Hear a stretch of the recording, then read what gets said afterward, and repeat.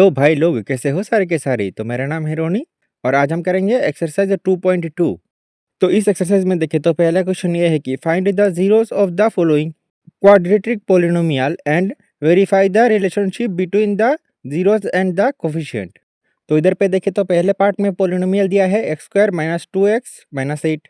तो अभी graph paper में देखें तो ये वाला पोलिनोमियल इस कार्व लाइन को रिप्रेजेंट कर रहा है।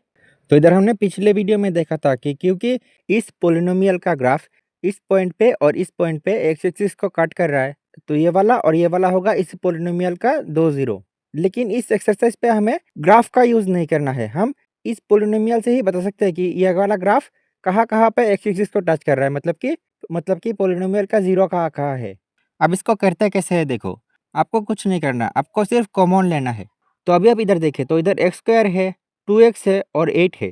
तो क्या इन तीनों में से कुछ कॉमन है? नहीं है, लेकिन मैं बताऊंगा है कैसा है। देखो, अगर हम इस एक्स स्क्वायर को एज इट इज लिख के -2x को +2x - 4x लिख दे तो फिर -2x ही रहेगा और -8 एज इट इज। तो अब इन दोनों में देखें तो x कॉमन है, इन दोनों में देखें तो -4 कॉमन है, तो इक्वल टू अब इन दोनों में देखें तो इधर भी x+2 है, इधर भी x+2 है। तो x+2 दोनों में से कॉमन लेंगे तो इधर बचेगा x, इधर बचेगा -4। तो अभी इधर ये पूरा जीरो कब होगा? जब ये वाला जीरो होगा या फिर ये वाला जीरो होगा। तो लिखेंगे सो the value of x square -2x - 8, क्योंकि ये और ये तो सेम ही है, is zero when x+2 equal to zero और when x-4 equal to zero. फिर इधर में देखें तो x इक्वल टू होगा -2 और इधर में देखें तो x इक्वल टू होगा 4। तो मतलब इस पोलिनोमियल का 2 जीरो है, -2 और 4। और ये सच भी है क्योंकि देखो इधर ग्राफ में y तो जीरो है, x इक्वल टू -2 तो -1 -2 ये वाला पॉइंट। तो इधर देखें तो पोलिनोमियल का ग्राफ इस पॉइंट पे ही कट कर रहा है और एक और पॉइंट में y इक्वल टू तो जीरो ही, x इक्वल टू 4 तो 1 2 3 4 तो ये वाला पॉइंट। तो इधर पे देखें तो पोलिनोमियल का ग्राफ इस पॉइंट पे भी कट कर रहा है, तो दोनों पॉइंट पे पोलिनोमियल जीरो ही होगा। लेकिन अब इस सॉल्यूशन में मुझे तुम्हें एक चीज बताना है, जैसे कि ये वाला लाइन और ये वाला लाइन देखो, मुझे कैसे पता चला कि -2 को +2x - 4x लिखेंगे? तो देखो यही है इस चैप्टर का प्रॉब्लम, बाकी तो तुम रूट आराम से निकाल लोगे। तुम्हें बस इस मिडिल टर्म को ऐसे दो नंबर में तोड़ना होगा जिससे कॉमन ले पाओ। तो इसके लिए एक ट्रिक है, पहले तुम एक्स स्क्वायर के कोफिशिएंट और कांस्टेंट नंबर को मल्टीप्लाई कर लो। तो इधर 8 × 1 मतलब कि 8, और फिर क्योंकि 2 8 से छोटा है तो इसीलिए 8 को तोड़ना पड़ेगा। जैसे कि 8 को लिख सकते हैं 1 × 8 या फिर 2 × 4। अब देखो 1 और 8 को ऐड करेंगे तो क्या 2 आएगा? नहीं आएगा। 8 से 1 माइनस करेंगे या फिर 1 से 8 माइनस करेंगे तो क्या 2 आएगा? नहीं आएगा। इन दोनों नंबर को ऐड करेंगे तो 6 आएगा, लेकिन वहीं पे अगर 4 से 2 माइनस करोगे तो 2 आएगा।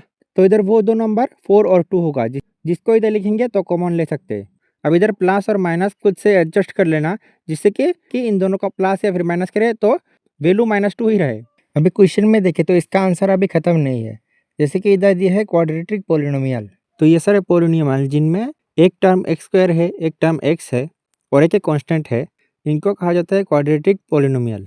और इधर सिर्फ इन पोलिनोमियल को ही क्यों दिया गया है, इसके पीछे एक खास बात है। पहले तो देखो क्योंकि इसका एक्स में स्क्वायर है, इसीलिए इस तरीके का क्वाड्रेटिक पोलिनोमियल का 2 जीरो निकलेगा।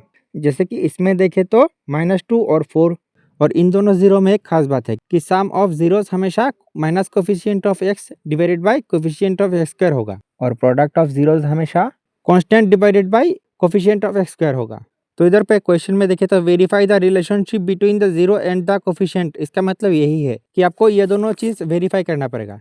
तो इसीलिए इधर इस तरीके से लिख देंगे, now sum of zeros equal to -2 + 4 equal to 2 equal to minus coefficient of x divided by coefficient of x square, and product of zeros equal to -2 × 4 equal to -8 equal to constant divided by coefficient of x square.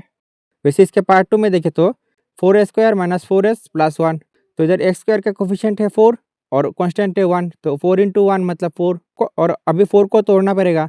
तो 4 को लिख सकते हैं 1 × 4 या फिर 2 × 2। तो 1 और 4 add करें या फिर 4 से 1 माइनस करें, 1 से 4 माइनस करें, -4 तो नहीं आने वाला, लेकिन 2 और 2 को ऐड करें तो 4 आने वाला है। तो इसीलिए 4s² तो एज इट इज, और -4s को 2s × 2s लिखेंगे, और क्योंकि -4s आना है तो -2 × -2 + 1 इक्वल टू इन दोनों में देखिए तो 2s कॉमन है, तो 2s कॉमन लेंगे तो इधर बचेगा 2s माइनस 1 और इन दोनों में से 1 कॉमन लेंगे तो 2s minus 1 equal to 2s minus 1 common लेंगे तो 2s माइनस 1। तो नीचे लिख देंगे so the value of 4s² minus 4s plus 1 is 0 when 2s minus 1 equal to 0 और 2s माइनस 1 इक्वल टू 0 और s इक्वल टू हाफ और s equal to half, मतलब कि दोनों जीरोस सेम ही है। तो आप सोचोगे कि ये कैसे पॉसिबल है। जैसे कि हम इस पॉलिनोमियल के ग्राफ को देखें तो ये वाला ग्राफ को आप देखें तो एक्स एक्सिस पे टच करके वापस निकल जा रहा है, तो इसीलिए इधर 2 0 होगा। देखो इधर बहुत सिंपल लॉजिक लगाया गया है। जैसे कि इधर मान लो तुम और तुम्हारा दोस्त खड़ा हो और इधर एक बंदा हो। अब तुम्हारे दोस्त ने तुम्हें डेयरिंग दिया कि भाई तू इसको थप्पड़ मार के दिखा। तो अभी देखो तुम्हारे पास 2 ऑप्शन है। पहले तो तुम सीधा जाके इसको थप्पड़ मार के इधर से भाग सकते हो या फिर तुम इसको थप्पड़ मार के घूम के सीधा आ सकते हो। लेकिन इसमें देखिए तो पहले वाला ऑप्शन बेटर है, क्योंकि इधर से तुम थप्पड़ मारोगे सीधा चला जाओगे तो इसीलिए उस आदमी के पास उतना टाइम नहीं रहेगा कि तुम्हें पकड़ ले। लेकिन दूसरा ऑप्शन में देखे तो पहले तुम इधर जाके एक पॉइंट पे खड़ा होकर उसको मारोगे, फिर तुम घूमोगे, फिर भी तो तुम सेम पॉइंट पे रहोगे।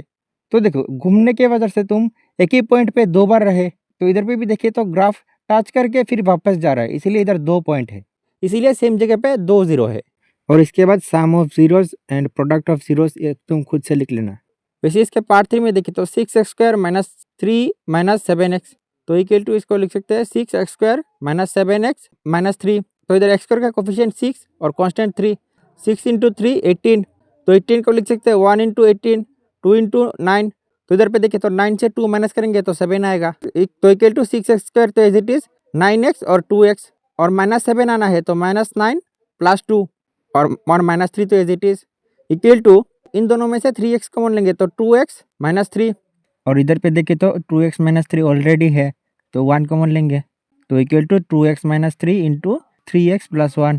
सो the value of 6x² minus 3 minus 7x is 0 when 2x minus 3 equal to 0 और when 3x plus 1 equal to 0। तो इधर होगा x is equal to minus 1/3 और इधर होगा x इज इक्वल टू 3/2 और फिर now sum of 0 and product of 0 ये खुद से वेरीफाई कर लेना।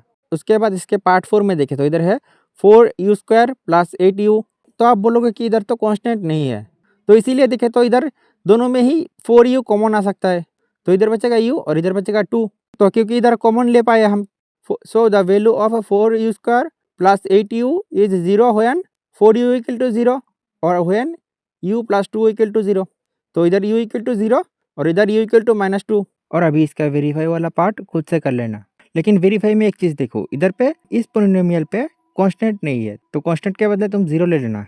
वैसे इसके पार्ट 5 में देखे तो इधर t² माइनस 15 है, तो इसमें हम डायरेक्ट कर सकते हैं the value of t² minus 15 is 0 when t² minus 15 equal to 0 और t² equal to 15, therefore t equal to plus minus root over 15. So the two zeros of t² minus 15 are t equal to plus root over 15 and t equal to minus root over 15। और इसका part 6 तुम्हारे लिए homework है। कोई problem है तो comment में ज़रूर बताना और नेक्स्ट वीडियो में हम इसका क्वेश्चन नंबर 2 सॉल्व करेंगे।